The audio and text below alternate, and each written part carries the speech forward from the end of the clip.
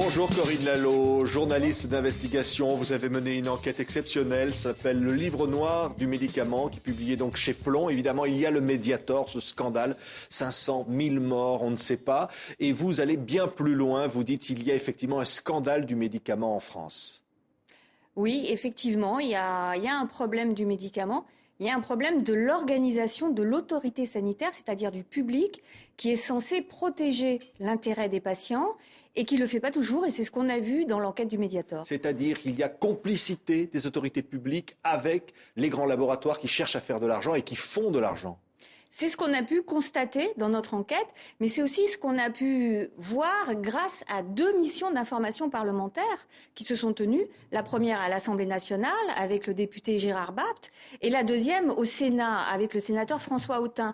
Et eux, ils ont auditionné tous les acteurs de cette histoire et on a pu voir que ça allait beaucoup plus loin que ce qu'on a su. Vous dites que chaque année en France, les médicaments font 4 fois plus de morts que les accidents de la route. Pourtant, les médicaments sont faits pour soigner. Oui, c'est normalement ce qui doit se passer.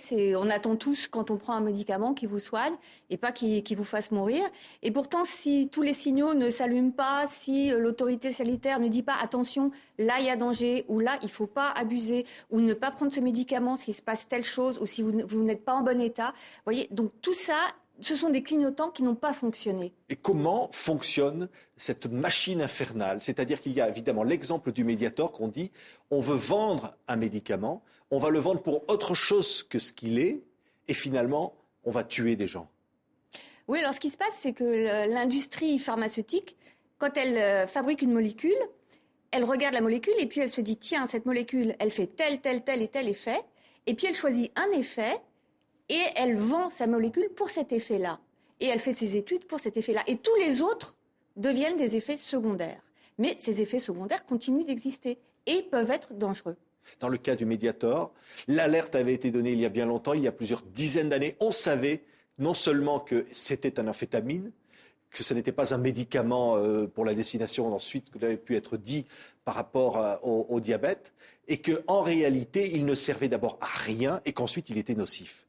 Oui, c'est ce qu'on a pu voir parce qu'on a eu accès, grâce à toutes les enquêtes, grâce aux missions parlementaires, on a eu accès aux brevets qui ont été déposés sur le Mediator.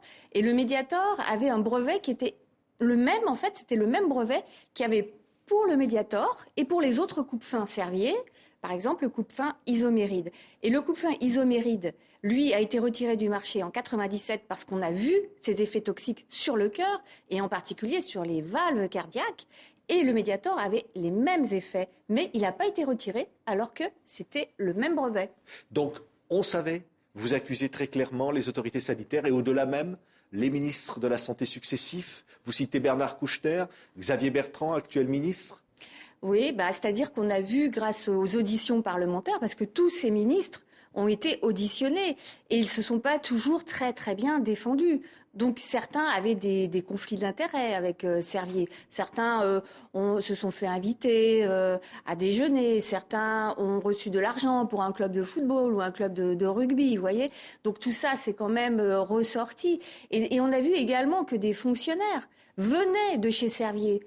Ils étaient chez Servier, employés chez Servier. Tout d'un coup, ils étaient bombardés fonctionnaires à la sécurité sanitaire, à l'agence de sécurité sanitaire, en charge des produits Servier. Et on voit à ce moment-là que dans certaines notices, au lieu qu'il y ait écrit attention, surtout pour les femmes enceintes, parce que ça c'est très très grave, femmes enceintes, attention aux effets amphétaminiques, eh bien on voit que cette notion d'amphétamine, lorsqu'elle va chez Servier, elle est barrée par les services juridiques de chez Servier, ça retourne à l'agence sanitaire et l'agence sanitaire accepte la correction.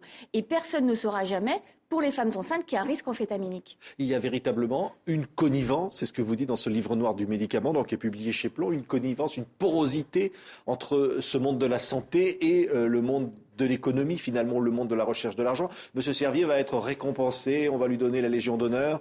Et oui, c'est-à-dire le problème, c'est que justement, il y a ce qu'on appelle des carrières en essuie-glace. Ce sont des salariés qui vont du public au privé et du privé au public. Et le problème ensuite, c'est lorsqu'ils sont dans le public et qu'ils ne font pas leur travail, ils ne défendent pas l'intérêt du patient.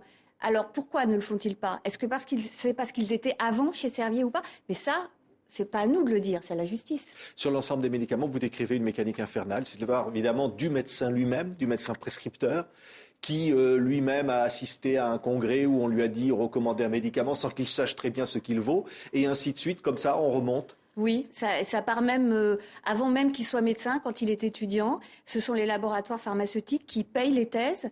Et ensuite, lorsqu'il est médecin, la formation professionnelle, ce sont les laboratoires pharmaceutiques. Lui-même, on lui apprend à prescrire. Les médecins français prescrivent une ordonnance de médecin français contient jusqu'à 3,9 médicaments, alors qu'un médecin italien comprendra 1,2 ou un Hollandais encore moins. Et les Français sont parmi les plus gros consommateurs de médicaments au monde. En Union européenne, en tout cas, la France est de loin le plus gros consommateur en termes, en tout cas, de budget pour la sécurité sociale. Le courage d'une femme qui a pu dénoncer cela, dont vous racontez le parcours sur le Mediator. Mais au-delà, est-ce qu'aujourd'hui, on a tiré toutes les leçons de l'affaire du Mediator? Est-ce qu'il n'y aura plus de scandale comme le Mediator? Alors le courage, c'est celui évidemment d'Irène Frachon. À elle toute seule, elle a fait le boulot d'une agence sanitaire où ils sont 1000 salariés, c'est ce que dit d'ailleurs le professeur Philippe Even. Et Irène Frachon a dénoncé, elle a été jusqu'au bout. Et c'est très bien que tout ce qu'elle a dit soit reconnu.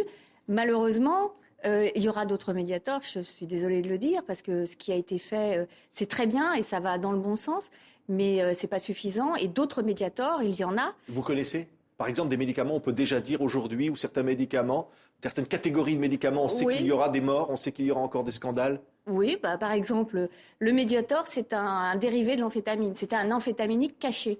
Eh bien, vous avez d'autres amphétaminiques cachés. Vous avez, par exemple, le Ziban dans le sevrage tabagique. Vous avez d'autres médicaments, par exemple, contre la lactation, des jeunes mamans qui viennent d'accoucher qui veulent pas allaiter ou qui peuvent pas allaiter. On leur donne un médicament qui est aussi un amphétaminique caché.